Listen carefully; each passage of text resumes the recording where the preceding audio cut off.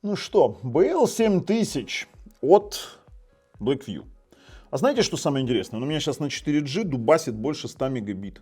Вот, пожалуйста, вам результатик. 92 на загрузку и там на выгрузку, допустим, 30 мегабит. Ну, это нормально. Я вам объясню. Это один из первых смартфонов, защищенных, которые поддерживают 5G. На Dimensity 6300, 8 на 256, при этом 8, которые можно расширить до 16 гигабайт, с обалденным 120-дюймовым экраном, 120-дюймовым, боже, 120-герцовым экраном, который, знаете что еще, который еще имеет яркость 750 нит и настолько яркий, что нам пришлось занижать показатель яркости, потому что все уходило в полный пересвет. Ну и главная отличительная особенность этого смартфона — это камера ночного видения. Да, она основана на инфракрасных диодах, это не тепловизионная камера, но в принципе сочетание Samsung GN1, который у нас есть модуль основной, в принципе тоже неплохо. Но при этом он имеет еще 7500 мАh батарею, вот этот вот гад, и классный премиальный дизайн. А знаете, почему я говорю про классный премиальный дизайн? Потому что для себя Blackview его позиционирует как смартфон именно их топового сегмента. Хотя, несмотря на достаточно такую себе невысокую цену. В общем-то, на канале Технозон вот этот вот BL7000, поехали.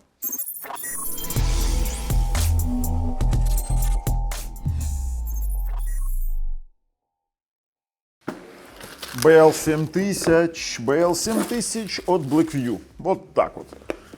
Коробка желтенькая. Нет, это черненькая, это желтенькая. Ну, до 24 гигабайт, это 8 плюс 16, 256 гигабайт хранилища, BL7000 5G с NFC, конечно же. Это они считают, кстати, премиум своим сегментом, флагманским, как они называют. На МТК, МТ6835В, 2,4 ГГц, 7500 мАh батарея и экранчик 678 1080 на 2460. Фронталочка 32, заднички у нас 50 плюс 20. Ну, такой наборчик ничего, главное, чтобы они по качеству были нормальные. Это у нас Лисичка любит тестировать камеры таких смартфонов, да? Очень, да. Блин, а как его открыть, а? Опа! Открыли. Слушайте, давайте сразу. Зарядка. Сколько ватт? 45 ватт. Вот, кстати, уже интересно. Вот это уже интересно. 45 ватт максимально. Кабель. Быстрая зарядка на 7500 мАh батарею. Это очень хорошо. Ремешочек. На секундочку. Конечно же, это из шкуры убитого ламантина, дермантина или кого-то там. И вот такой вот, такая скрепочка для открытия всех щелей. Блин, вот кому мне отверстие открыть, те щели. Леночка, давай уже определимся. Кому что, блин, это еще оторвать. Смотри, как прилепили вообще, мега качественно называется. Давай уже достанем его. Ну, вылазь уже. У вас есть. Итак, а ну, момент истины. Чтобы пленку не сорвать. Я вот в Blackview, вот эта фигня, она меня очень сильно раздражает. Здесь транспортировочная пленка, которая всегда при отрывании основной всегда куда-то лезет, понимаете? Это раздражает невероятно. Сам по себе смартфон, конечно же, защищенный, есть ребра, есть у нас вот лоток для сим-карт. Смотрите, на две карты симки, либо одна симка, одна карта памяти. Есть программируемая кнопка, он, конечно же, водонепроницаемый, само собой. Кнопка качелька громкости и кнопка блокировки, совмещенная с отпечатком датчиков пальцев. Смотрите, что у нас тут как интересно. Блок камер, 3 камеры, 2 вспышки. Скорее всего, одна инфракрасная, потому что здесь есть камера ночного видения. Вообще сам по себе экран 120-герцовый, 678. Это тоже немаловажный факт. Поэтому очень интересно. Слушайте, ну, такой себе кирпичик. Надо сейчас попробовать. Вообще-то пальцем должно открываться. Ой, я зажал кнопку. О, есть. Смотрите, снизу у нас есть 3,5 поднаушники. Да ладно, это Type-C-шка. Это прикол. Вот это прикол. Сейчас посмотрим. Слушайте, ну, интересно в плане того, что это необычный орехокол, его можно носить как простой телефон, то есть у него нет какого-то запредельного веса, как у батарей там по 10, по... Ой, какой яркий. Видите, вот, пожалуйста, смотрите на рамки, то есть рамочки мы вам все показываем. Уже когда настроим, увидите, как он в работе и все остальное. Но я вам скажу, для меня это больше такой гражданский телефон с функциями защиты, влага-водозащиты и противоударности. Потому что он имеет какие-то стандартные размеры простого телефона. Все, ребят, переходим, настраиваем и тестируем. Ну и мы сейчас на страничке продавца. Слушайте, цену вам не показываю, потому что цена не сформирована. Я вам скажу, у меня тестовый сэмпл. И тут еще немаловажный аспект. Сразу давайте посмотрим. Dimensity 6300, но мы там уже более точно потом посмотрим. Android 15, 1080 на 2460 у нас разрешение экрана, 120 Гц. Хорошо, это мы все увидели. 256 гигабайт хранилища и 2 терабайта можно расширить с помощью карты памяти. 50 на 20, грубо говоря, 50 мегапикселей камера плюс 20 ночного видения, 32 у нас фронталка. Но на распаковке вы сейчас посмотрите, у нас есть быстрая зарядка, он берет 33 ватта, у нас поддержка GPS, GLONASS, Baidu, Galileo и QZ-SS. Плюс у нас есть отпечаток пальцев. Кстати, отпечаток пальцев очень-очень быстрый, отличный, там вопросов нет. И 5 гигагерцовый Wi-Fi. Еще есть, конечно же, поддержка искусственного интеллекта. И тут вот с этим искусственным интеллектом они прям задолбали со своим маркетингом. Они назвали это Blackview Dog AI. И мы видим там и DeepSeek R1, и GPT-4o Mini, и Gemini 2.0 Flash Syncing. И я вам скажу... Меня не особо волнует и не особо интересует, какой искусственный интеллект, который мы уже 100 раз видели, установлен там. Меня интересует мощность смартфона, потому что написать, что там искусственный интеллект и показывать его фишки, это показывают все. Давайте протестируем, что конкретно может смартфон. Вот что он конкретно может. Поэтому мы чуть-чуть поиграем, чуть-чуть его там помучаем тестами, а искусственный интеллект оставьте другим, пускай они там что-то рисуют, картинки вырезают, это детский сад уже, честно говоря, везде. Тут они, смотрите, у них есть смарт-чат, то есть обыкновенный чат, обыкновенный, вы же будете с Gemini переписываться. Image App, Dog AI Video App, Dog AI Music App, блин, дофига столько всего сюда накидали этих AI. Аббревиатур, которые есть абсолютно во всех смартфонах. Ну давайте по-честному, через какой IP они редактируют фотографии? Через IP от Google, который встроен в Google Фото, да? Хотя они, слушайте, они показывают Antutu Benchmark 402 тысячи, у меня не получилось получить больше 326 тысяч. Тут вот, знаете, такая разбежность, я тестировал настроенный смартфон, но я показываю правду, есть как есть, я не буду ничего другого показывать. Смотрите дальше, по поводу нагрева, он вообще не греется. Я вам сразу говорю, вообще не греется. По поводу экрана, экран 6,78 дюймов, а вот тут вот я их похвалю. Реально экран классный, но вот это вот уже лишнее. AI Refresh Rate, ну уже это перегиб маркетинга, я считаю. Искусственно-интеллектуальный Frame Rate. Ну, ребята, ну в зависимости от того, что там просит контент, либо что просит игра, он дает подстраиваться под Frame Rate. Нафига здесь AI, не знаю. 750 нит, с этим я всем согласен, и 33 ватта быстрая зарядочка. А знаете, что я хочу посмотреть? Ну, Tetrapixel Technology, это уже все, это уже край маркетинга, потому что на самом деле здесь обыкновенный Samsung JN1 стоит модуль. Corning Gorilla Glass 5, и тут вот один момент. У него есть заявлено IP69K, IP68, а вот есть ли у него сертификация MIL-STD 810, либо MIL-SPEC 810, то есть топ-тир MIL-SPEC, это скорее всего соответствие сертификату 810H, а получен сертификат или нет, я проверить на текущий момент не могу. Но то, что мы его купали, вот вы сейчас видите вставки, мы его купали, в лужах у нас был, мы его в грязь закапывали, в пыли лежал и работает спокойненько. Падает на 5-й Corning Gorilla, ничего не бьется, все хорошо.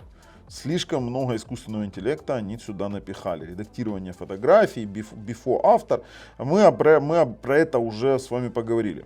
А вот, кстати, немаловажный момент. Дело в том, что у него Touch Sampling Rate 240 Гц. Это значит, на нем можно поиграть. То есть не будет input лага при игре, допустим, с экрана. 10 касаний спокойненько мы тоже вам покажем. Ну и по батарее. 7500 мАh батарея. Обещают 12 часов в браузинге, 7,2 часа видео, 6,5 часов игры и 43 часа звонков. 756 часов в стендбае. То есть где-то с собой взяли в поход и забыли. Еще и обратная зарядочка есть. А вот, кстати, и док. Вот у меня лисичка спрашивала, у него сзади, вы увидите на распаковке, сзади есть вот такие вот контакты. Вот есть док-станция от Blackview, к сожалению, пока не видел в продаже. Возможно, ну, вернее, видел в продаже, только не знаю, может быть, модельно совместима. Можно использовать. Камера ночного видения, 20-мегапиксельная. Вот это вот, конечно, воров фотографировать, не знаю, это, конечно, сверхцинично. Режим подводной съемки, конечно же, там IP69K есть. И от минус 20 до плюс 60. Слушайте, давайте уже будем переходить. Титановая у него господи. У него титановая арматура, елки-палки. Ладно, все, переходим. Вот они как раз показывают IP68, IP69. Переходим с вами, тестируем и потом делаем выводы. Ой-ой-ой, какой цвет, вернее, какой яркий экран. Смотрите, как срабатывает у нас отпечаток пальца. Да? Ну, Dimensity 6300 достаточно мощный процессор для того, чтобы он работал четко. Ну, быстренько, слушайте. Давайте чуть-чуть сделаю меньше камеру, чтобы было видно. А теперь поехали. Интерфейс. Достаточно плавный, хороший интерфейс. Тут вопросов нет. По экрану, чтобы вы понимали, вот эта вот яркость половинка.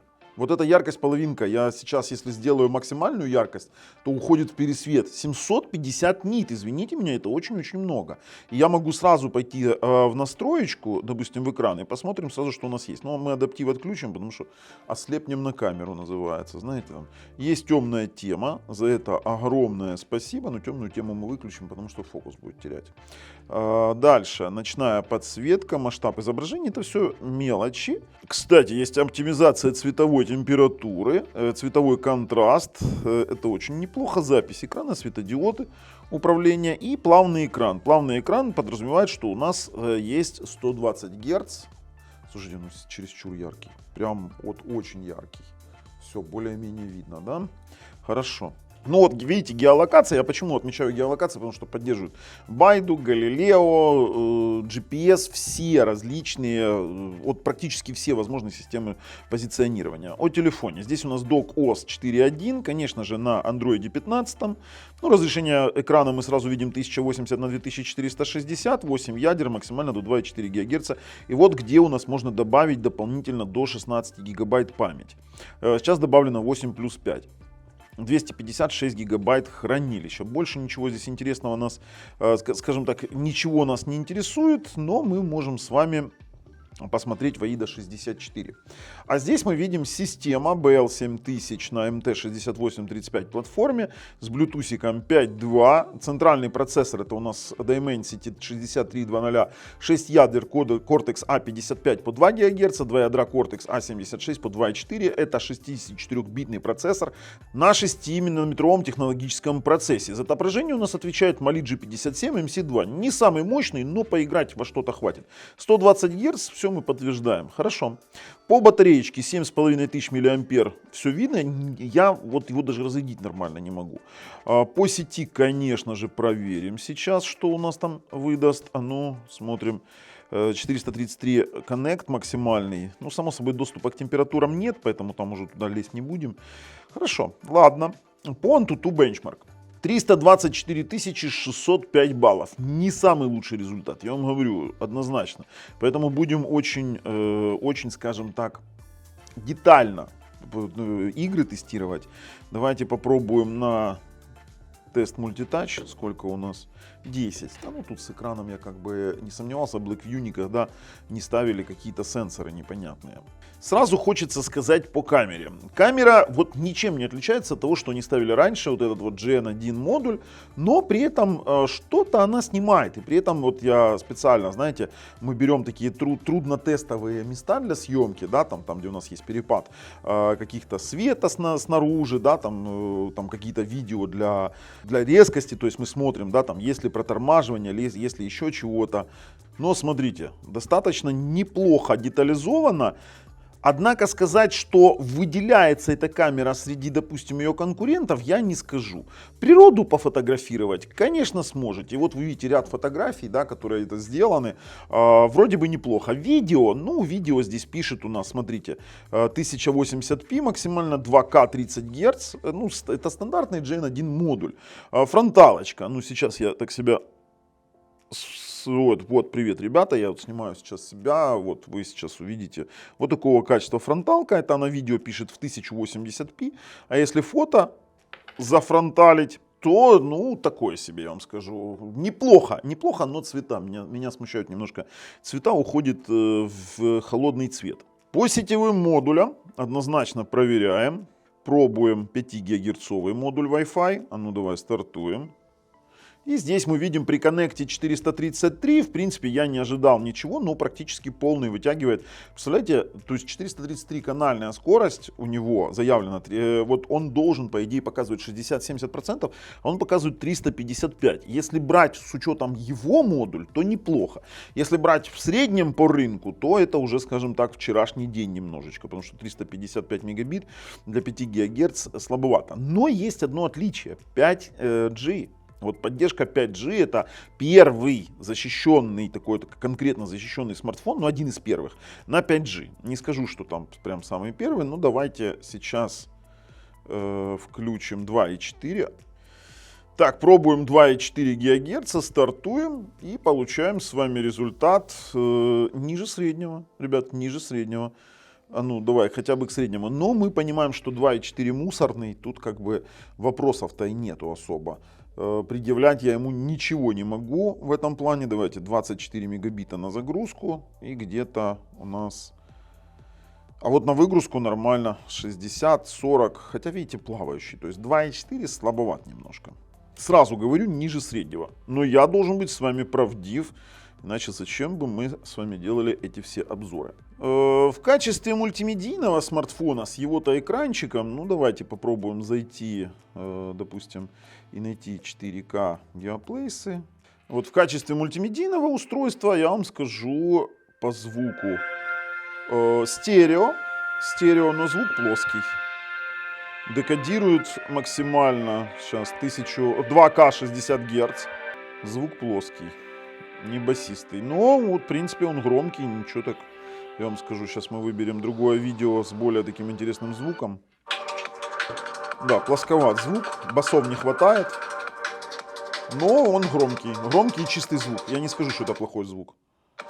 А ну, смотрим, слишком много высоких, низких не хватает. Хотя декодирует, а ну 480p, включим 2К. Слушайте, ничего так экранчик. Вот с экраном они вообще поработали топово. Экран отличные, скажем так, цвета, отличная яркость. Яркость прям вообще радует.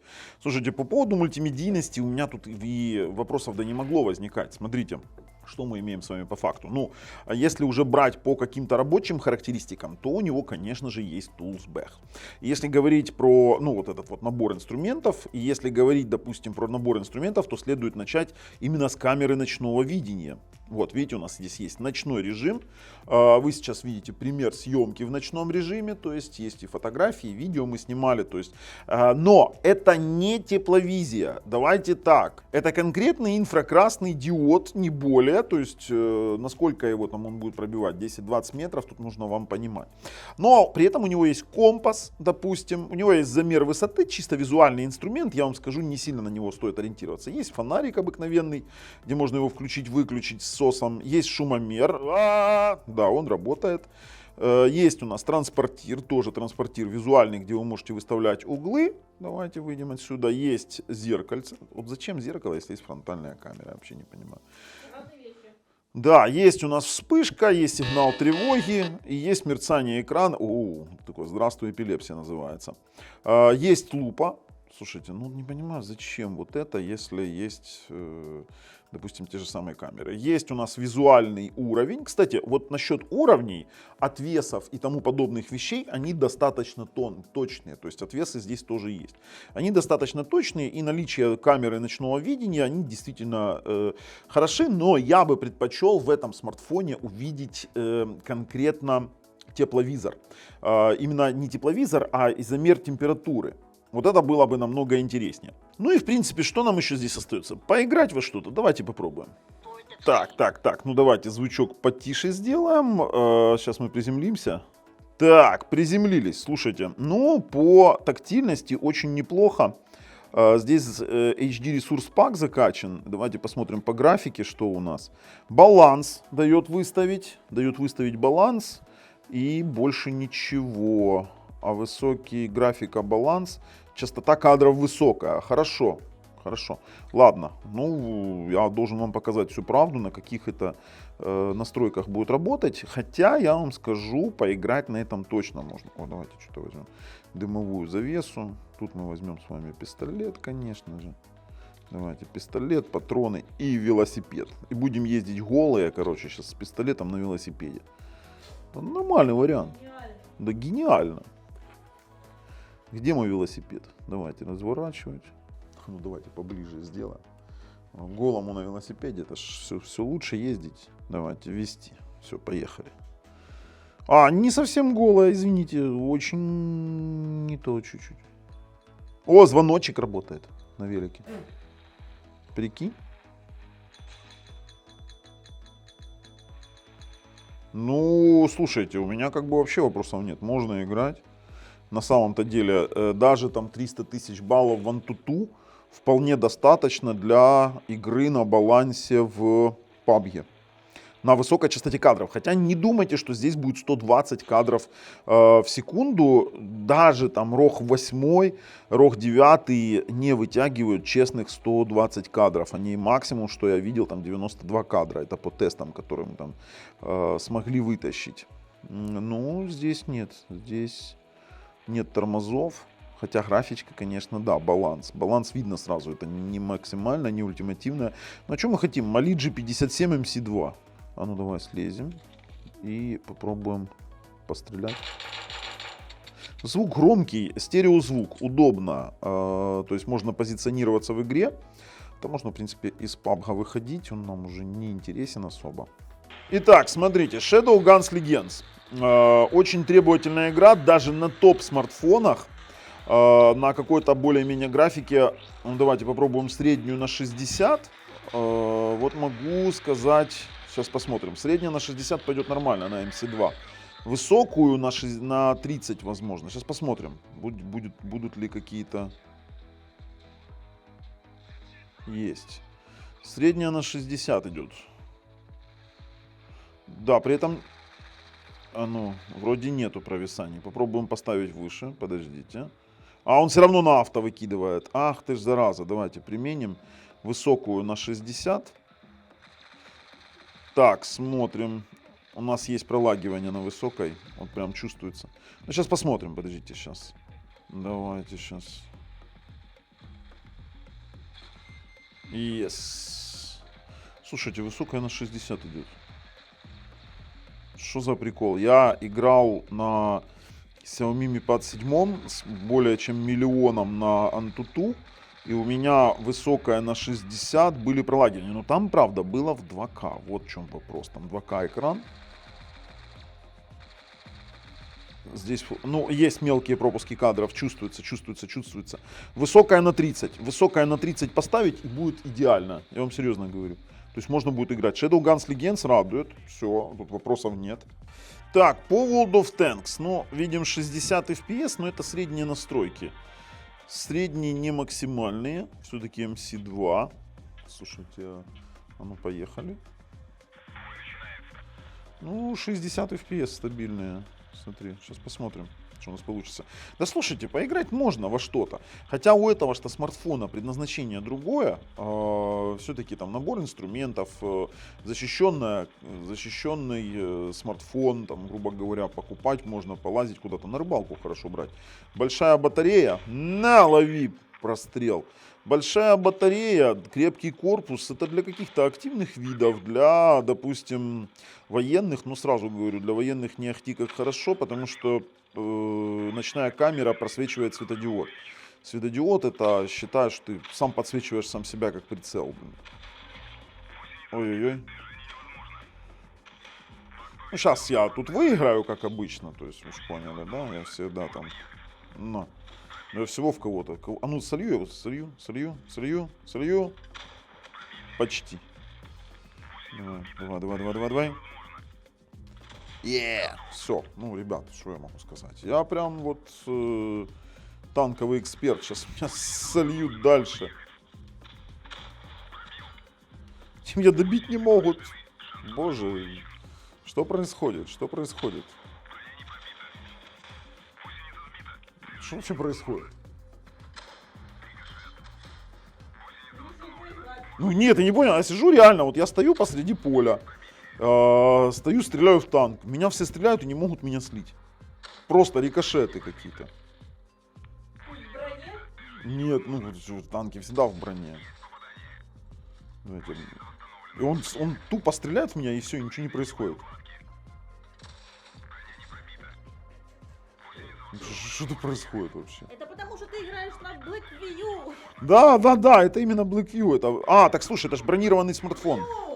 Это же бронированный смартфон, и получается, они не могут меня пробить. Вот это да. Вот это я так почему-то и подумал. Слушайте, что вообще происходит? У меня такой первый раз. Ну реально, никто меня пробить не могут. Что вообще происходит?